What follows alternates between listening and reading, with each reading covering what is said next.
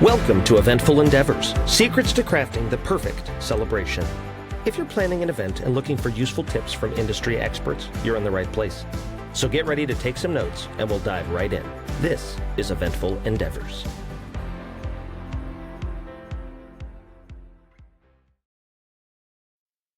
So, hello, and welcome back, everybody. This is another episode of Eventful Endeavors, and today I am so happy to be doing this podcast on this beautiful Wednesday here with Liddy Culver, the venue manager at the beautiful Venue 650 in Winter Haven, Florida. How's it going, Liddy? It's going well. Thank you so much for having me here. Thank you so much for being here. The moment I actually came across your website and I saw the amazing and slick, like in modern design and features that you have at that venue, this is really impressive. And I could tell that you guys are hosting weddings, general events, like even like birthday parties, bridal showers. So, yeah, tell me all about it. What do you guys do these days? We mostly do weddings. So we have about 10,000 square feet of open space on the inside of, our main dining hall, if you will. So a lot of our groups are quite large. So we do corporate events or fundraisers, but our bread and butter is mostly weddings. So, we're hosting up to 20 of them a month. Which is on the high end. Of course, October is one of those busy months for us. And February, of course. So not always that many, but for the most part, that is who we're tailoring to. But we're trying to get out of that. We're trying to explore it a little bit more. We can do other things and attract different businesses. So we're doing our best. Sure, and you guys have like so much space and room, so you can like literally accommodate like I would assume like any event you have in mind. It's just amazing. For the most part, yes. Yeah. We've just installed a room divider, so we actually can host small parties if we want to. So we're trying to get into that where we can kind of cut up the space and allow for two different events to go on the same day. We don't do that now. So in the room at first, without the room divider, it was kind of harder to accommodate two different groups at, not even at the same time, but on the same day. The space definitely works in our favor for most of the time. So, which is great. That's all. That's really Yes.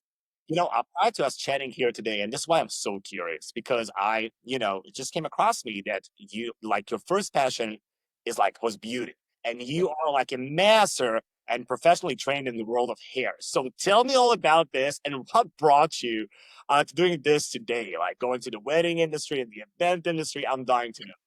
Okay, absolutely. Well, my mother did hair, and so me and my sisters just kind of grew up with, looking our best at all times, whether we cared about that or not. And we always thought it was more or less a chore.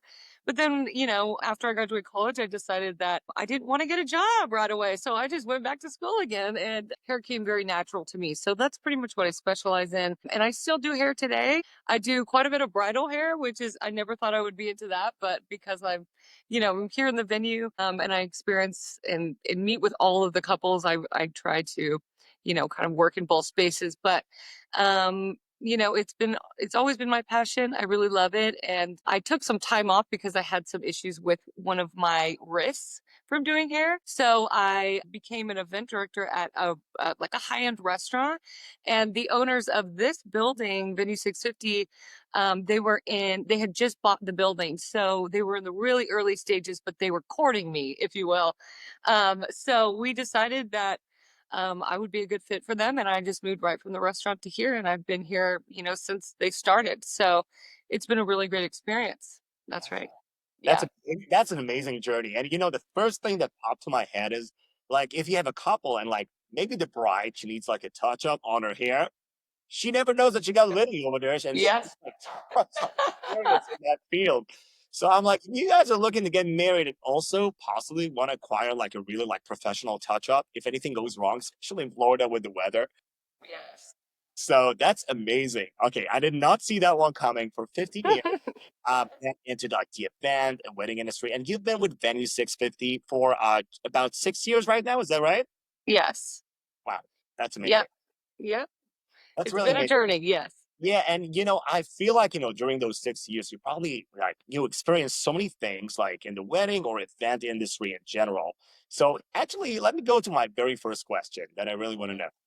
What current trends are you seeing like right now in the wedding or any like event industry in general? Any trends like that you're like, okay, this is like This has been going on for a while now. People love this. Let me think. I've been finding that a lot of our groups are becoming, or a lot of our guests are getting really minimalistic with their decor. Thing is, it's not so grandiose anymore when that's not their priority anymore, which in my case, it's a lot less work to do or to manage and, all of that, but it's still very beautiful and very classic. And what they're choosing is a lot of just neutral colors, white and black. I see that very often, just very little greenery. And they're really utilizing what we have in this space and not bringing a ton in. So, which I do appreciate because they're taking advantage of the beauty of the venue, but they're not overdoing it with their decor, which is overshadowing them. When the guests have way too much to do, it seems super busy and then it kind of takes away from the couple. So I do find that it is getting a lot less in decor, or the details are still there, but it's a lot less. And I do find that silks have become a lot more popular, or mixing and matching with their florals, real florals and silk florals. So that's what I find the most. Micro weddings are trending, of course, which we don't do a ton of, but that's really something that we're trying to explore. So I totally agree. I feel like today is like less is more, and especially if the venue is already there. And venue 650, it looks like, according to all the pictures, I was watching, it's so slick, it's so modern, it's so elegant. Sometimes I feel like, yeah, just use those features and you can always, bring some personality into it. But yeah, just like you said, like less is more. So I feel like this is great. that's right. Absolutely. Awesome. Takes me actually to my next question, and this is a little weird, but I'm sure you experienced this before. But what things couples should never do? Like any cringe, like worthy things you hate seeing, like during any event? Well, I think that the cringiest is being late to walk down the aisle because we give you two beautiful on-site suites that you really don't have a lot of reasoning for that. And I understand the couple is the main event. They've done the work, the finances, all of that. But that probably irks me the most is when the time is being cut short because the delay in the start. I always say that. And of course, proposing on someone else's wedding day. And I know we've heard this. I've watched this podcast. It is something that I think will never go away, and I've seen it here happen, and I almost dropped to the floor. But in person and knowing it happens are two different things, and it was just as mortifying. So I don't recommend that, and please don't do it. Please just don't do it. So, Yeah, yeah, valid point. Totally agree on that. All right. yeah. On the other end, though, what is like the most unique, like fun idea that you've seen, like in a recent like wedding or any event? Okay, so the groom's father had made him, it was made out of wood, but it was a sign that you put your head in. And it was the couple, so it was two heads were open, like those caricature signs that you put your head in and you take photos of it. But they were holding it the groom was holding the bride and they were on a beach setup, because they wanted to, add their cultures and their backgrounds to this design. And it had power and electric to it. And so it actually moved and they were waving at the same time. And everyone thought that that was the best photo opportunity that they've ever seen. And we all took photos with it. It was the most adorable and gracious gift that I have ever seen. And the couple hadn't seen it before. So it was a surprise. Yes, it was amazing. This is super cool. I haven't heard of that thing like ever. This is super cool. Okay. Yeah. I really Yeah. want to bump into it. We play so many weddings. And I was like, man, this should be a thing. All right. Yeah. So this is super cool. It was. It was very cool. Great. What is like any advice you can offer for like someone, just starting on their planning journey? Any tips, any advice? I do answer. My job I find is to give the guests the right questions to ask. But I always ask them, of course, I don't really get too much in their budgets and all of that, but I always ask, what's your priority? Because I do want to know, where the money is going, but not really how much money, if you know what I mean. And just see, if food is not your highest priority, then don't have it at the top. Don't and put these things in categories that you are that. So I do find that that's helpful for them because they're so focused on, of course, the dress and the alcohol, if that's the case, or the food, and just, I guess, appeasing others. And I always tell them, I understand that you have family and outside influences that will influence your decision, but really make it and spend your money in the areas that you find the most important. So I try to tell them that, and I think it keeps them at ease that people don't really care that much about certain things, and I think they do. That's just one thing that I hope I that makes them feel a little bit more comfortable with where their funds are going, and what's priority.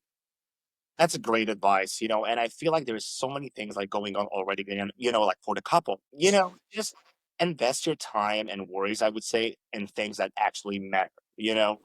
So I totally agree on that. They have so many things going on. I could only imagine, I trying to recall my wedding day and it's stressful. There's all so many things going on already. Very. You remember it? It's work there. I know I was present, but Yep. it just so many things going on. And I get that. Just try, to utilize your time and invest it in things that matter. So, I don't know, my rule of thumb is like worry about the things that you're capable of handling, that it's like under your responsibility. Hmm. The other things, just go naturally and it should be okay. But yeah, that's definitely great advice. I totally agree on that. So yeah, that's something good for the couples to know out there. Yes.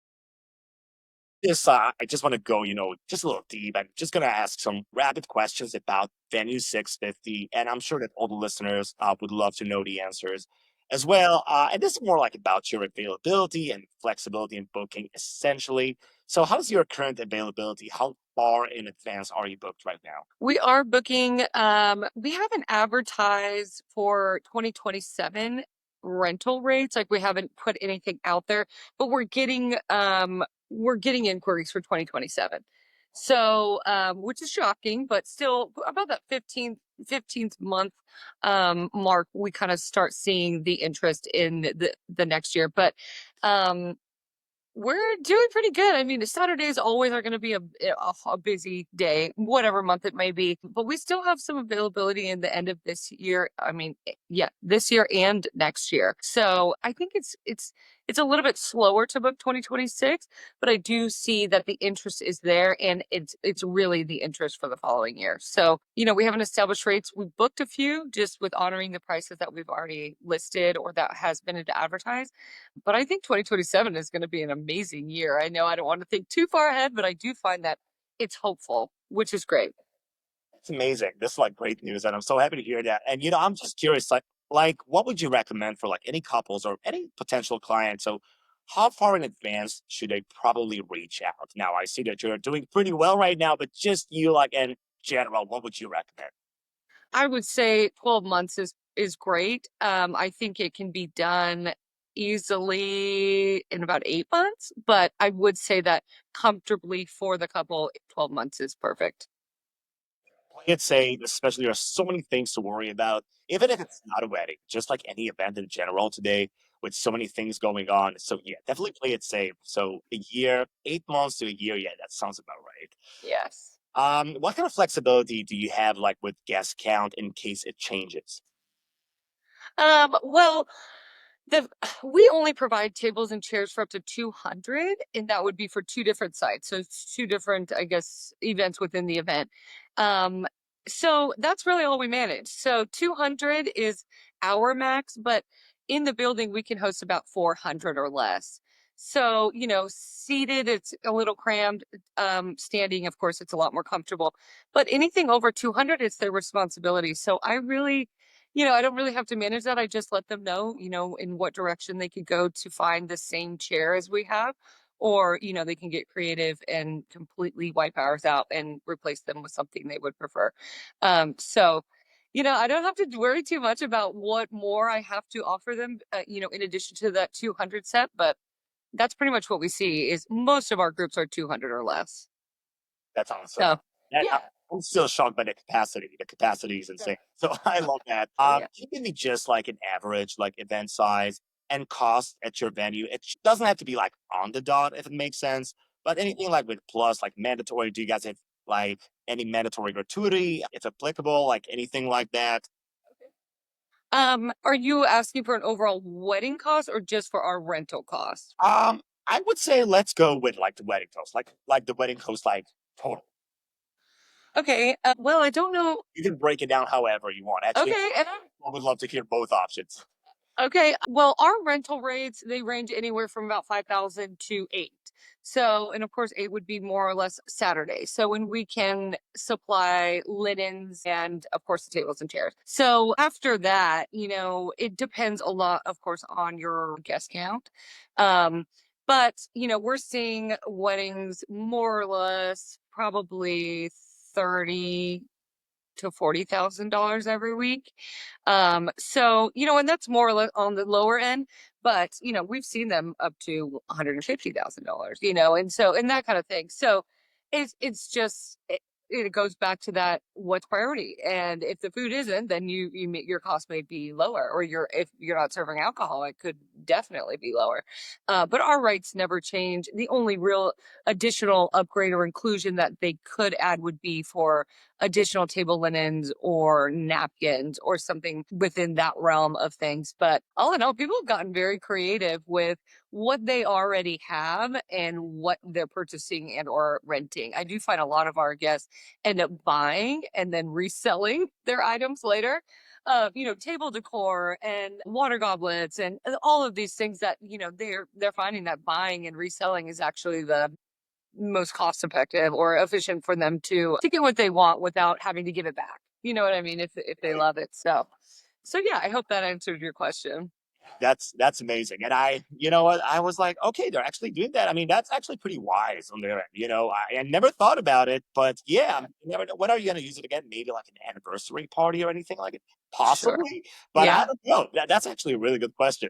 So that's absolutely. yeah, that's great use of that. Do you have any like certain like deposit amount that is required with a venue? Yes. So we always require our retainer fee is $500. So that's what we always collect. And we always require a damage deposit as well on top of the rental rate. So, yep. Got it. Do you have any cancellation policy, anything like that? We do, but it is 365 days. So essentially, if they cancel within that time period, which most people end up doing, then everything that they've already paid towards their rental rate will be no longer available to them. We try our hardest to keep them for whatever reason because we want them to host something here. We've already gone through all these things, and a lot of times when they need to cancel or when they've come to that conclusion, it's much closer to their event date. So we like to offer it up for something else, that date, whether if the couple is broken up or if they have a, family or what have you. We're happy to allow them to keep their date and pay towards it and then use that date for something else. So that's really what we like to do, but there is always going to be a fee there's a 10% fee to change the date with, outside of that 365 days. Right, sure, and you never know, I guess, like what's gonna happen, right? I feel like yeah, I mean, it's just life in general. But yeah, Hmm. that's totally fair. That's just the way it is. I do have a question about your catering and vendors. Now, I know you say that a lot of your clients they like bringing stuff on their own, and do you have like any in-house like catering service, or do the couples need to provide their own caterer? We have an open vendor policy. So we allow our guests to choose the vendors of their choice within any of the categories. And we just require their caterer to be licensed and insured. So it's not a lot of requirement, but we do request those documents prior to. Got it. And actually, this next question is going to kind of like connect to that one as well. Are there any like preferred vendors you recommend, and are the couples like required to use them? So probably not required to use them, but any vendors that you recommend sometimes on your own. Absolutely. And that's kind of the idea is when we started, we didn't know anyone. So we opened up the vendor policy to create relationships with us, just the management within the venue. So that's kind of where it started. We may taper off and kind of add more exclusive vendors to our packages. However, the preferred vendor list that I send out, and yes, we do have one, it's been curated, it's been definitely changed over the years, but I do think that we have come up with a really great list of incredible vendors that we trust and that work well together. So that was really the goal is that they could work well together, and not too many chiefs, you know what I mean? Is that they were all working towards the same goal. Right. That's awesome. It's all about teamwork, right? The day of the event, even as a performer, I show up. I always love to connect in advance with a photographer, with our wedding planner, with everybody, just making sure this day is going to be a success. We are all working here together. We may provide different services, but we all have the same goal. We just want this to be a success. So, yes, it's all about teamwork eventually. So, yeah, I totally agree on that. I believe that we already spoke about this like earlier, but I just want to double check. If we haven't covered that, what is the max capacity of the venue for both ceremony and reception? So in the garden area, if the couple chooses to do their ceremony in the garden, I can only host 250 guests comfortably. But inside the venue, I can host 400. Is there a designated like bridal suite or any changing area? Yes, so I do. I'm actually in the groom suite right now. Yeah, so it is actually very cozy in here. No restroom, but it does have a wet bar and, like a wine cooler or a refrigerator. And then the bride's side does have a restroom and it's quite larger, of course. I'm sure you can understand that. But it's a little larger and it definitely is a lot more accommodating to women's things and a lot more people. So, but yes, they're in close quarters to each other, but they all are inside. So, yes. I feel like such a great part of the day, just to go and like unwind there. So yeah, this is such a great part. Okay, that's awesome. I believe like every couple, they want their like little space, so this is great. Do you have any like curfews or anything people should be aware of, like the clients, any time that music shouldn't be played like past, like midnight, 11 p.m., anything like this? Yes, 11 p.m. is our cutoff time. All of our rentals end at 11, but you have the option to add an additional hour. So 11 would be your start to clean up. So and then be out by 11. So if it was just a standard rental, it would be about 10 o'clock, but it's not necessarily that we are in fear that someone will report us for noise ordinance. We're kind of in an interesting part of the city where it's on a working neighborhood, so a lot of our events are in the evening or on the weekend. So it's pretty deserted down here. So we haven't had anyone that has been, bothered by the sound. But I would say 10 or 11 is typically the cutoff. Yes. That's awesome. I feel like the location is such an important, key card about this. So this is great. You can just do you. You don't have to worry about that. You can even go with fireworks, I would assume. And well, you probably need, I don't know if you need a permit these days, Yeah. but depends on the Mhm. city, I guess. But yeah, you can literally do whatever you feel like. So that's great. And I believe that the party animals out there listening, they're like, okay, this is cool. So we Yeah. fun and nobody's gonna stop us. That's Um, right. so that's great. Is there any parking available within the venue, and is it complimentary? Yes, it is complimentary, and there's 150 parking spots on our property. So, yep, and it usually can accommodate most of our groups, but we do have an additional parking lot available across the street from us, which is still complimentary, and it has about 90 spots. So usually plenty, but I always get creative and do a little walk around the building just to see if everyone is parked in Right. an appropriate spot. But yes, there's typically plenty for most of our group sizes. That's awesome. This is great. I feel like people like sometimes are so stressful. Is there gonna be parking? Is there gonna Yes. so as well? Yeah. Okay, with 1 650, you got it covered. You got plenty of parking. So that's awesome. Do you have any like backup plan for like an outdoor wedding in case like of bad weather? And this is Florida, so I guess we never know. But is there like a plan B? Yes. So typically, what I'll do, especially during the summertime, because it's more frequent that it's raining, we always come up with a plan B. So all of my couples from pretty much the end of May to October, we talk about the plan B, what that would look like for them. So moving everything indoors and how creative they want to be with that and how much effort they want to put into the second plan. But yes, I'm always checking in with them because I never want to I don't want to tell them what they have to do, but they do need to decide. So, because I don't want to put anything outside, I don't want any of their items damaged or anything like that. So we typically will just suggest with that room divider that I mentioned earlier is dividing the space so that they could accommodate for a ceremony and then keep their cocktail hour area available and then do the swap during cocktail hour. Yes, and I feel like in Florida, you have to play it safe. You just can't risk it because and just out of nowhere, it's just gonna be pouring. It's like somebody's putting a bucket on you out of nowhere. And then the sun just shines like 10 minutes later, and no remaining of any clouds or anything. It's almost like surreal. So this Yeah. is insane. But yeah, it's always good to have a plan B. And that's awesome. Do you guys, by the way, charge any additional costs for using like the backup space or anything like it? No. And we will always guarantee to assist the either setup or breakdown or the swap of the building. So they always have a staff member here, whether it's one or two or however many we feel like we need, do the change. So no, I just want to be supportive of them. And if it's raining, the weather will have to bring them inside. That's just how it is. So I do my very best to get them to a place that they're just as comfortable with doing that inside, because they're typically pretty upset about doing that if they have their heart set on the gardens. But you're right. I mean, it could start raining and be sunny 5 minutes later. And I remind them of that, in that the garden isn't going anywhere. You have the opportunity to go back in there. We can always take photos, but your ceremony will have to be inside. So, That's right. That's yeah. that's perfect. I'm just curious. This is now like on a different topic. Just more about the vendors, I guess. But how early can the vendors access the venue for setup on the wedding day or just any event in general? Honestly, So most of our rentals are full day rentals. I know we just talked about micro weddings or hourly rentals, but most of our rentals are full days. So the rental is 9 a.m. to 11 p.m. and the vendors can start setting up right at 9. that's amazing.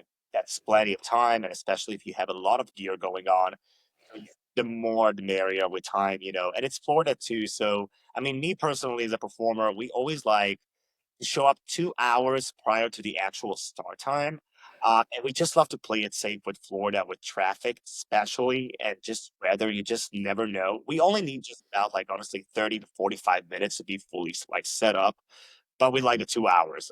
So you never know. So 9 a.m. for vendors in general out there, this is amazing. This is Yeah. really is there any event coordinator, and obviously you're the manager on site during the wedding day? No, so I do everything. I mean, we have an office manager and then the owner, she's very involved as well, but I manage everything, to be honest with you, all the setups, all the client visits, phone calls in the middle of the night even, and all of that. We have staff employees that come and work the events. So I'm not here physically at all of the events. I try to at least be there to welcome them in, but then hand it off to one of our staff members. So they're here there really to make sure that everything is set in place if they're using anything of ours or that we've provided, and then just be a helping hand throughout the day. So, and manage the building. The building is a little bit older, and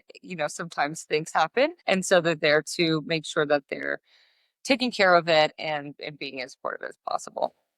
That is so impressive, honestly. And I know you told me before, before today, that you grew up in a family of 10. So you're definitely no stranger to like chaos and problem solving and anything that's associated with it.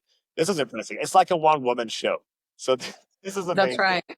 It really is. Yeah.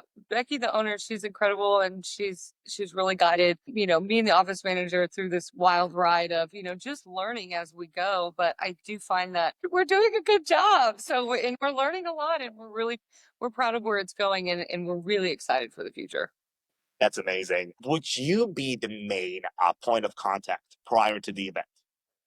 Yes, I probably reference Becky first because her phone number is everywhere that you could access online. So she definitely, if you did call any numbers, if you didn't know my personal line, then you would get her first.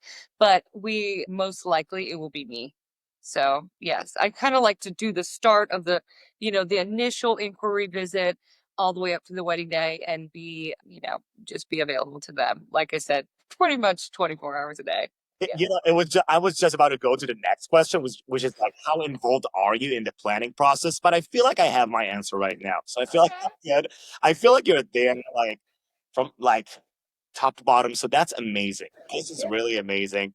I am honestly, I've never been out to Venue 650, but I will definitely want to check it out soon. I will also say to all of our listeners online out there, we will make sure to link you guys with a TikTok, Facebook page, Instagram, on of course the official website as well, and some more pictures, so you can guys get an impression. So once again, this is Venue 650 in beautiful Winter Haven, Florida. Liddy, I believe I asked everything I had in mind. This was so much fun listening to your insights and your experience. I love doing that. Thank you so much for being here. And to all out there, check it out. Check out the links and all the info. We're going to make sure it's attached. This is venue 650 in the beautiful Winter Haven, Florida. Definitely check it out. Yes. Thank you so much for having me. Of course, Liddy, until next time, thank you so much. And I hope I'm going to see you sooner than I think, all right? Yes. Come by and see us. Thank Yes. you so much. You're welcome. Thanks for listening to another episode of Eventful Endeavors, Secrets to Crafting the Perfect Celebration. We hope to have left you with some actionable ideas for your own event. If you like the show, please subscribe and definitely leave us a review. We read every comment. So until next time, happy planning and see you soon on Eventful Endeavors.